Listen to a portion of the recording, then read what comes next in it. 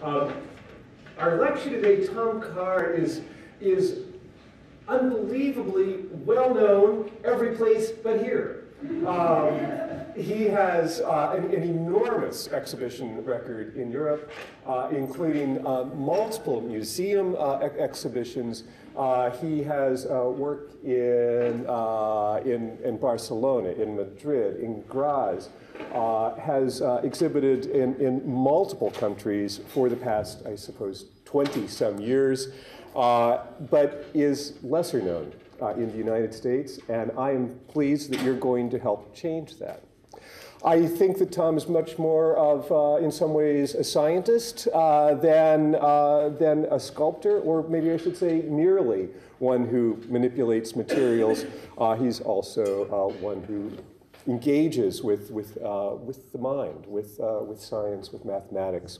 There are a couple of publications that I have here and I'll have with the gallery this evening, and I hope you just sort of take a look. The exhibition is truly unique. It is made just for Cecile Arhunt Gallery, and it's my pleasure to introduce Tom Carr. Well, thank you very much for coming. I'm here thanks to the Center of International Education, Debbie Trapp-Pierce, and then Jeff Hughes, which has done a lot of coordinating and organizing this lecture and also the unusual show. Okay, well, the 1, 2, 3 is based on the three concepts that Malcolm Cowley writes out in his book, talking about outliers. How do you want to be exceptional in your work or whatever you do? There is this, probably most of you are familiar, if not all, with this formula, which is the first would be, or not necessarily in order, but the three are very, very important. We would need first, to recognize our talent, to know what we're good at. The second point would be we have to work very, very hard. The great musicians, sports people, artists, any field, Bill Gates, any exceptional figure has put in. They've made a study, approximately 10,000 hours of efficient, good time to get there. Calculating that's about 10 years of very intensive work. We're not talking about going to the shop to buy supplies. We're talking about that moment when we're immersed in doing something and we get into a flow, or we forget what time it is, and we're being very effective, and time is passing, and we're coming up with dead ends, results, whatever, but we're growing in whatever aspect we decide to do. And the third one would be to take advantage of opportunities, and the right ones. And so the three combined, one can get ahead and make a space for him or herself in society to be able to give something to give something back. Okay, sometimes I find myself like translating I speak often in Catalan and in Spanish, and so I may get caught up every once in a while. I ask your pardon ahead. Okay, I started in, I did 5 years, a 5-year study program in fine arts in Barcelona. I was born in Barcelona. My father's American, and so that's why I can speak a little bit of English. And my first show, I was offered to show at the Miró Foundation in Barcelona, which is there's an alternative space for young emerging artists. And the first show I was offered was to this place. And it took a year before I finally said yes, and I accepted, and I worked very hard to get the right compositions and space, and to spend that first year, which I felt, okay, I've studied 5, I worked at 1, 2 more years, I still felt like I needed to learn a lot. The way many of us work like this, scientists also, I presented this diagram in in science and art and science meetings, and many scientists say we do the same. Sometimes we have a project and we start at A, and then we go to, and we think, okay, B is there, that's it, and we go directly there. We execute our idea. And that can be okay, but maybe the possibility of creativity, of opening up doors, is more limited. And so when there's time, what I like to do is we have the task or the challenge ahead, and then prepare a whole series of things of knowing what it's about, what are the limits, ask questions, well, books, articles, read, and then begin a cone, a three-dimensional cone that opens up, that fans out, and start working on many ideas in many different directions, even wild ones, which maybe probably won't work out, but who knows. Start them off, and this is a pretty enjoyable moment. There are a lot of frustrations because a lot of things don't work out. But I start opening up things. Also, some people are investigating. The investigation begins. In a given moment, we have to close in because we have to finish it, because it gets larger and larger. And so here is this cone that comes in, and then we fine-tune and we get to this result. While we're doing this, maybe there's, if we document this process, we can have this for future projects and more come out in the future. And there's a lot of work here, but then, well, that's what we do when we enjoy and so one of the things I've done, and there's a book here on the table that will, it's on here, but it'll be near the gallery, I suppose, these days, and you're welcome to look at it. I make these, it's called a leporello, these fold-out sheets. It's about 1 meter, or about 1 yard more or less, in width, and I fold them and I can draw on trains, wherever. I just pull them out, I usually have them, and I draw them out and I have ideas. I've done over 2,000 of them. They're all cataloged of this size, and I have other sizes also. And they're very helpful to do little drawings that seem insignificant, but then I can do wild things on it, and there's no problem. It's just paper. And it's small, and I don't lose much time. And so I can do many ideas on it. This, some work and some don't. Oops. Here, this is about 1 inch high or a little bit less. And it's a project for a space in Paris that has about 60 meters, 180 feet high. And so this was a contest. And so I participated. I made many drawings. Here we have the diagram of the space a little bit. And sometimes things go well and others they don't. But in this case, this was built. And so I make all these drawings to see how this structure, this acorn-like structure could be drawn out in space. And this is the final, I had to make it in a panoramic. This was in a moment that there wasn't digital, and I took several pictures and I put them together like David Hockney or Jan Davids. And so this is stainless steel. And there's a pool at the bottom to make to introduce as the spectator sees it, he or she sees himself within the space and this structure all around.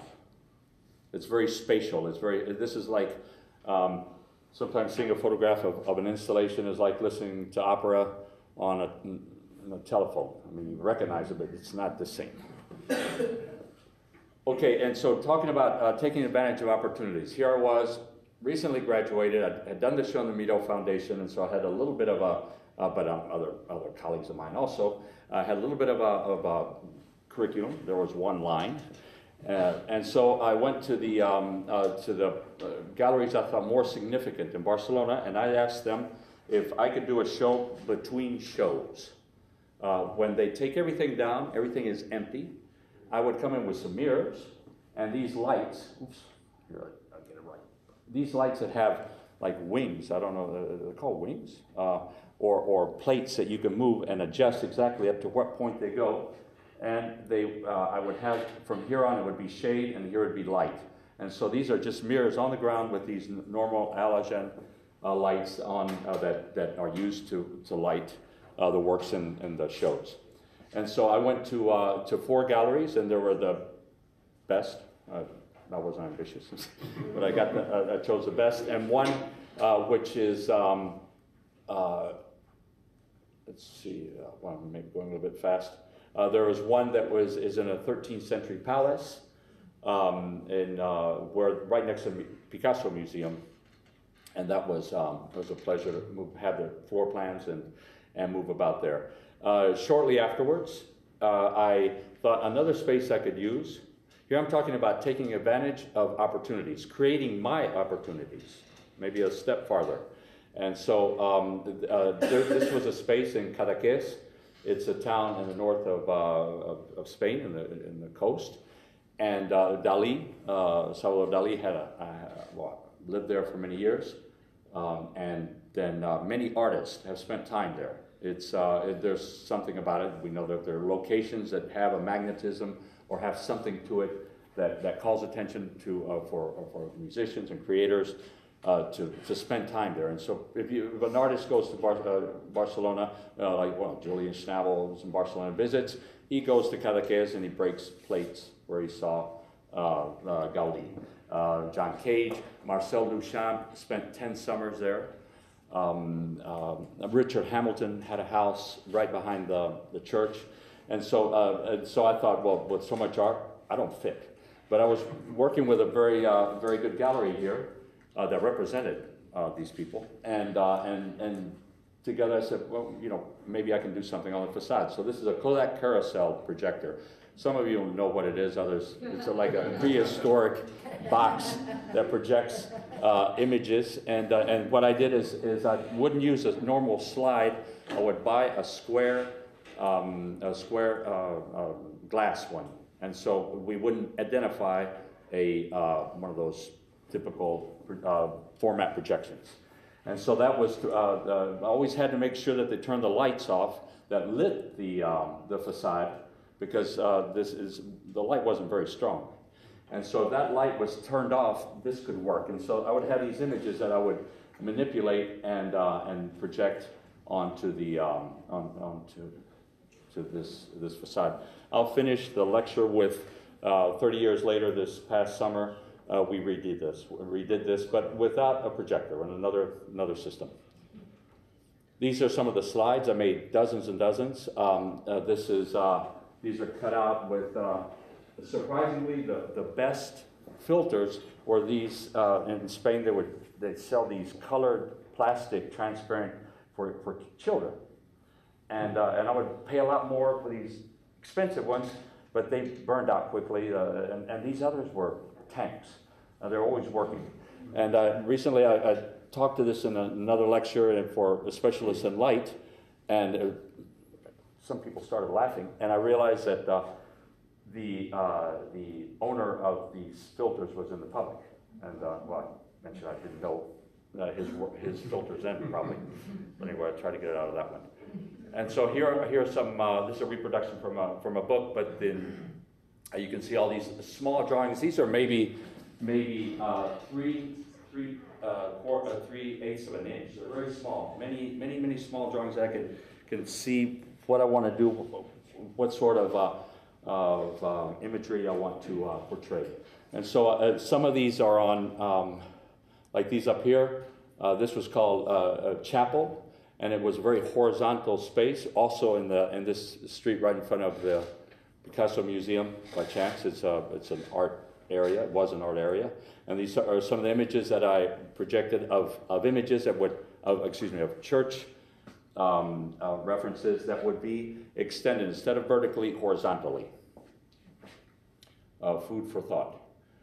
And in this case, this was a cathedral that there wasn't any. It was in the mountains, but it had very large visibility. Surprisingly, these are these same slides.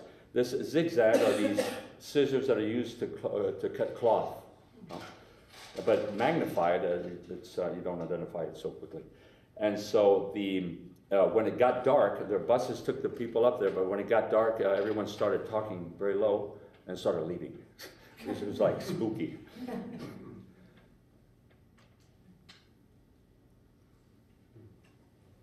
There were 180 feet from one point to another. And so these are digital slides, would be the contemporary version of that project. And this is the Natura Morta, which would be it's in Catalan, meaning still life. And this is one of the one of the two pieces that we're presenting at the Hunt Gallery. It's finally, I'm happy to say it's working out, and I'm very pleased with it. It's another version.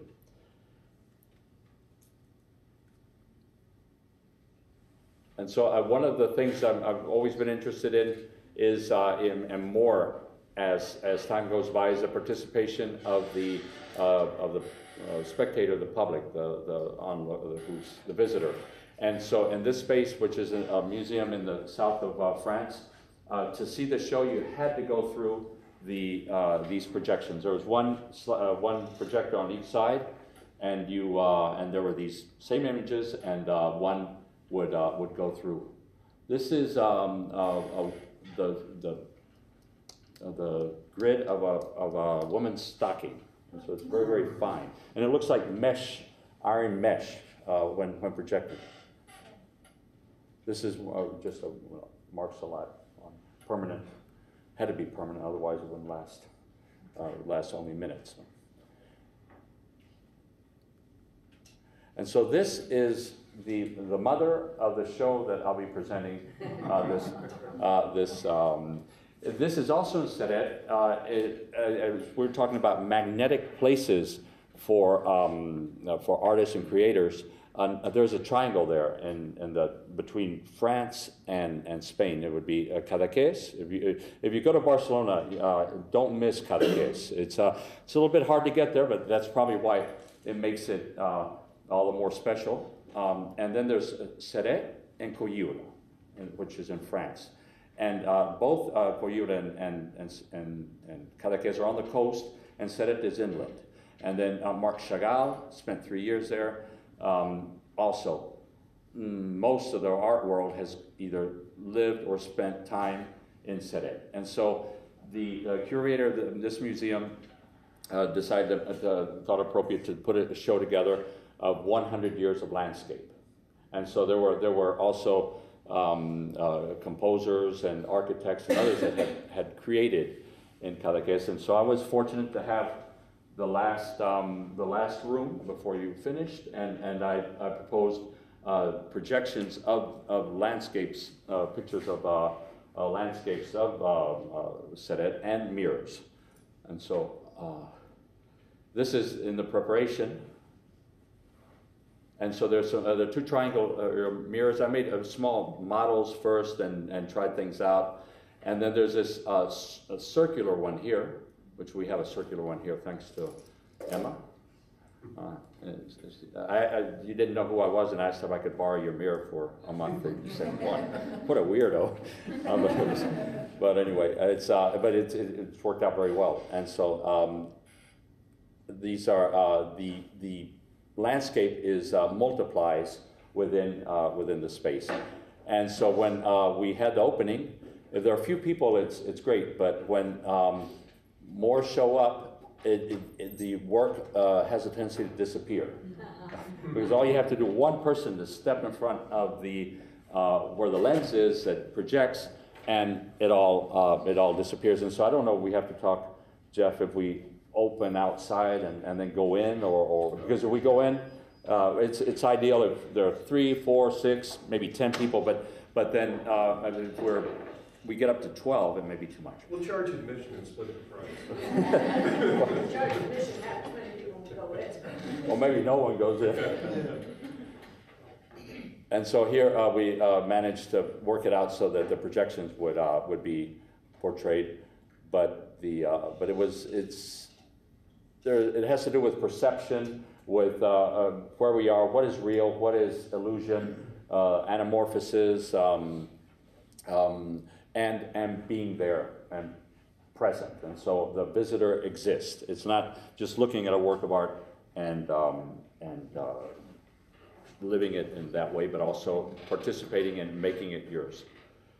And so this is more looking at it and not participating because it's projections onto the very facade of that very museum in the south there of France. And this is called crypsis, which crypsis is a concept of animals and vegetable and plants adapting to their surroundings as a camouflage. And so this is pretty much the opposite, but that's why I thought I'd call it that way. The Chagall on the banners there? Excuse me? The Chagall stuff on the banners there? It could be, yes, correct, right there. That's they have some wonderful Chagalls that belong to the museum, but now it belongs to the net of French museums, and so they can ask for works, and they can they're also obligated to share theirs. No, it's a pretty good system. They always complain, but it works. And so these are other. These are bright projectors, and also we always have to ask that they turn some lights off. This is an interior patio. A lot of ceramics was done in the south of France, and they have a very good collection of Chagall, Picasso. The talk was that they did a very big show. They've done big shows of works like of Braque and Picasso and Dufy. And Chagall, the thesis was that he was always having to move about, and so the only thing he always had, well, one of the few things he always had was the sky. And so what he did in the south of France was he put the sky onto the earth, onto what would be the ceramic. And so there are many wonderful blue pieces. That's why the sky is so important in his work. And it was usually, I think the largest collection that had been seen is up to 14, and there were more than 80, I believe. I mean, it was exceptional. Anyway, I'm getting off the subject. And so another problem that arose is here we have dancers that are this is in front of my house, a garage, and we have a light projected from the top, making some trials, because I was asked that to do some projections onto a black, shiny surface of a facade. And we know if we shine a light into a mirror, the only thing that happens is reflected. If the mirror has dust or is dirty, then it's going to catch some of the image. But shiny reflects. It doesn't capture. And so I was about to lose that show, but I wanted to do it because it was my hometown, and there was a nice budget. And so I had to create an opportunity to be able to project. And so what I suggested is that there would be a shower of light and form from above, because we're talking about maybe 6, 7, 8 stories high, and project downwards, and then the people would be, these are people here. They could be walking, and there's a very important bus station next there, and hundreds of thousands or thousands of people walked back and forth, maybe 30 or 40,000 a day. And so they ended up taking pictures, and these images would be changing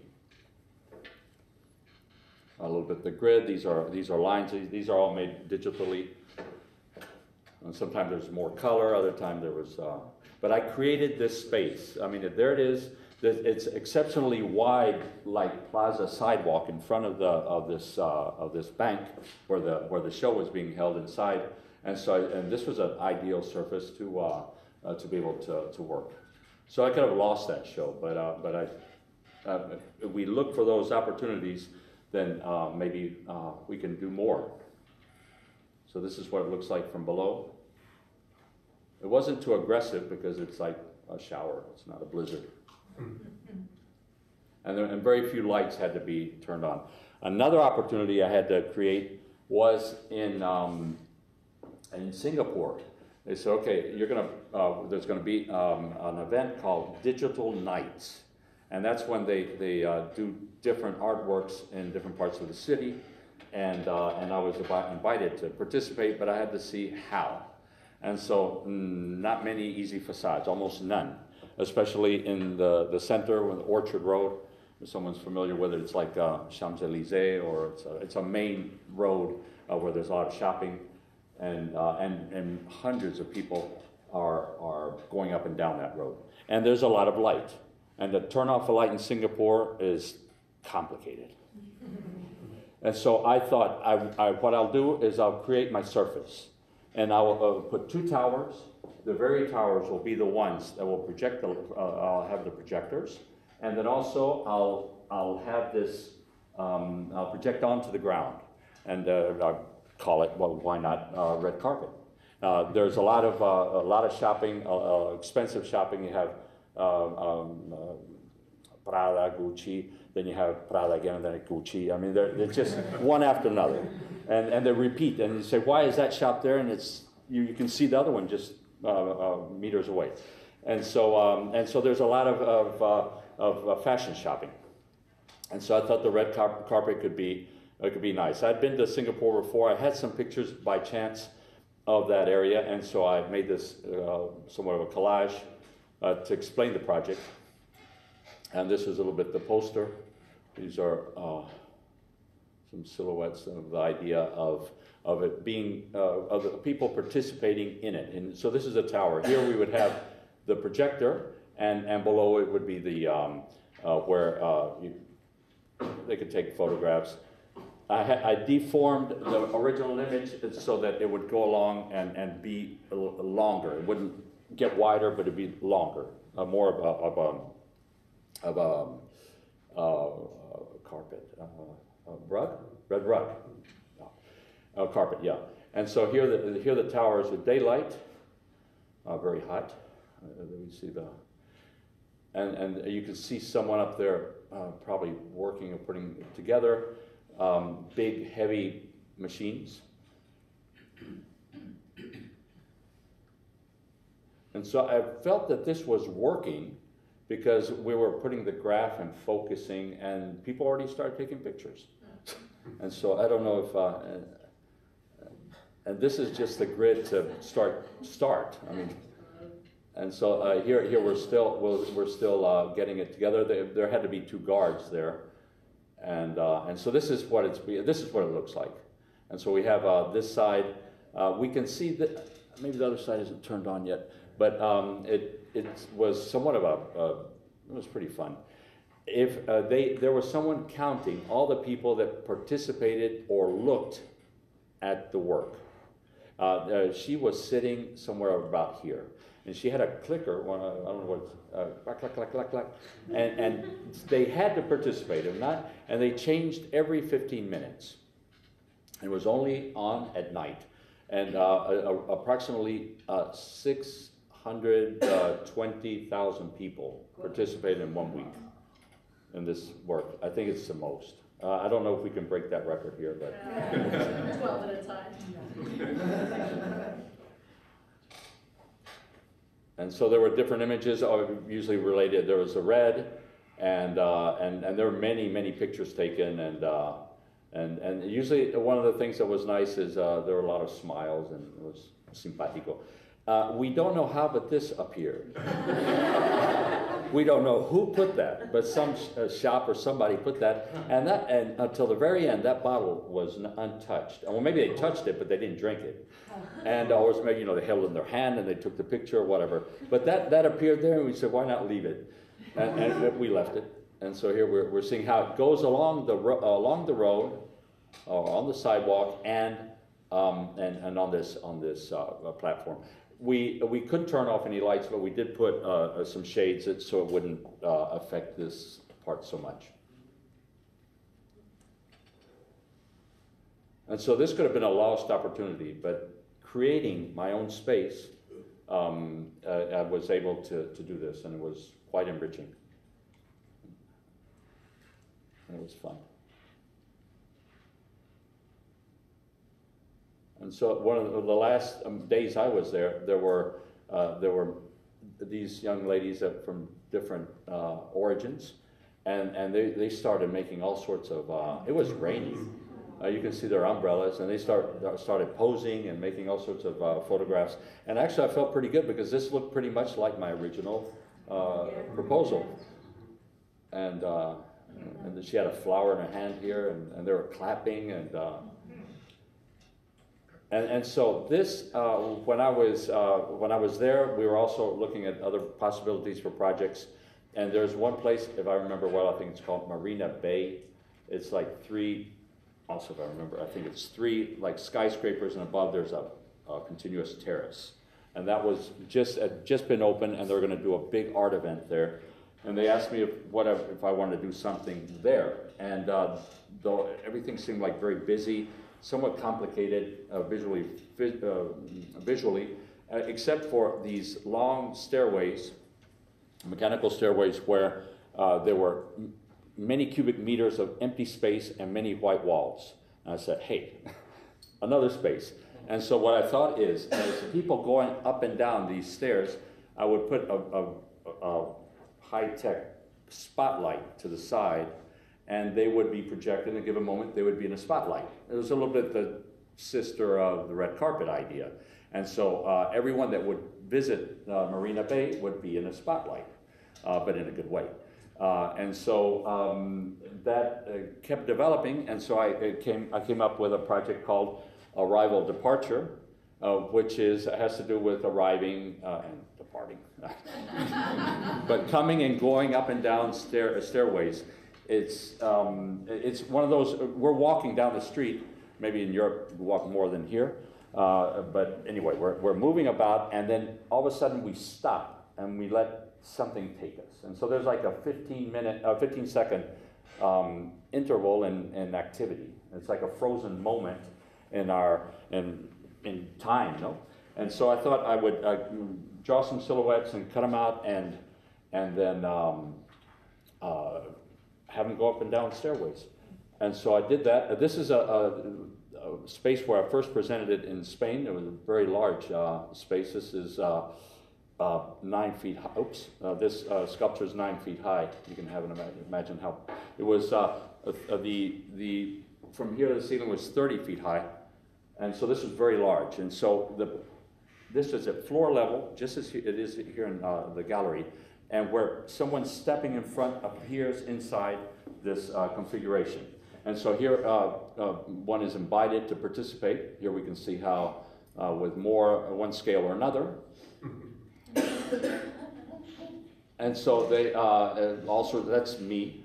Well, that's a silhouette of me going down. I finished the video. You can see it if someone's interested. It's on, put Arrival Departure Tom Carr, it'll probably take you to the Streaming Museum, and there is, I believe the video is there completely. And so that's someone doing acrobats. She's my age.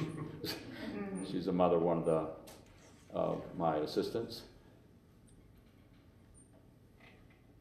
And so this, while I was showing, this was picked up by the Streaming Museum, which is another organization that looks for opportunities. It's a museum that doesn't really have walls. It's not what we expect a museum to be. They have partners which are large outdoor screens. And they have partners all over the world, and Times Square, there's 17. And so when they're projecting a football game or sports or doing advertising, that has a high price. And so there are moments when they don't have anything to show, and they don't haven't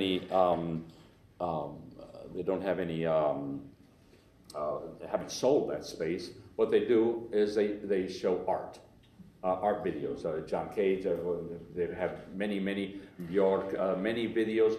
And I proposed this Arrival Departure. No, I proposed my gallery in Singapore did, and they picked it up. And the first news I had was that 23 outdoor screens of the BBC were showing it for a month off and on in Great Britain. And so quickly got some photographs of that. Pretty exciting, I thought. And it's just to send the work. It was just I think it was Dropbox, and so we had to edit it according to the screen in question. In this case, it's this is in Federation Square in Australia. It's not Sydney, it's Melbourne. And then it went pretty much many places. Here, I believe this is the photo montage that I did, because it was very complicated, because it's in Bucharest, and we had there were 7 screens, and it was a little bit of a test to see if this works out. Maybe we can do it in Times Square, and so the idea, and also I only had 30 seconds. The advertising at the beginning of the announcement of the credits of the Stream Museum and the gallery were 20 seconds, and so it didn't give me much time. So I decided to put the credits up here, basically, and then I would do the artwork here. And so that's what it did, and it worked out pretty well. This is reality. Here, this is a camera. They always had a webcam on it, and so you could see, and I think every 30 minutes, this video, these are screenshots. I wanted to go, but I didn't end up making it. I had counted that here there would be the reflections also, which made it. Here we can see how we announce it, and then the rest is the artwork. So back to Cadaqués. This is a shot from 1984, and I don't know what this is doing. Yes. So this is more recent, and this is in that I have a team. Another opportunity, which is nothing, it's not at all original, is that I dedicate to art, but I like to occasionally do some teaching, and so I thought if I give a class or 2 a week, I can fit that in, and then I can meet young people. If I lower my guard, I'll be, in Spain they say, eaten alive, devoured. I don't know how you'd say it here, but you have to be on the ball, and you have to be alert, you have to be awake, and then anything can come at you. So I thought that was a pretty interesting challenge. I have met numerous young talents, and so some of them, if I think that they can work well in the team, I asked them to invite them to come, and created something called TC Teamwork. TC is me, the ego, and the team that works together. I can't do as much as I would like to, and so I often offer that the team works on some project or another, like facades and so forth. In the past, or sometimes the artist has his or her assistants. They help me, and the assistants, but also they sign every project. Their names come out if they participate in a given project, like facades, like we'll be seeing now in this case, or special projects for each thing. This is the first more major project that we did, which was for a small museum just outside Barcelona, and there's this wall that you can't. Another opportunity. We couldn't nail anything, you can't glue anything, you can't paint, because it's the property of the neighbor, but you're the one who's seeing it. And so what we did is we proposed shadows, and so we put these lights very low down here at floor level, and so it's all the height of the person, whether you're close or not, is portrayed. And also another thing is that the definition of the shadow has to be very, very precise, and so it's more inviting to participate. And so the shadow is somewhat wicked because it's dark, it's heavy, and so what we did, we played around a lot, but these are actually, that's the director of the museum, this is a curator, and so these are supposedly serious people. And so here we have, it was seen from down the street.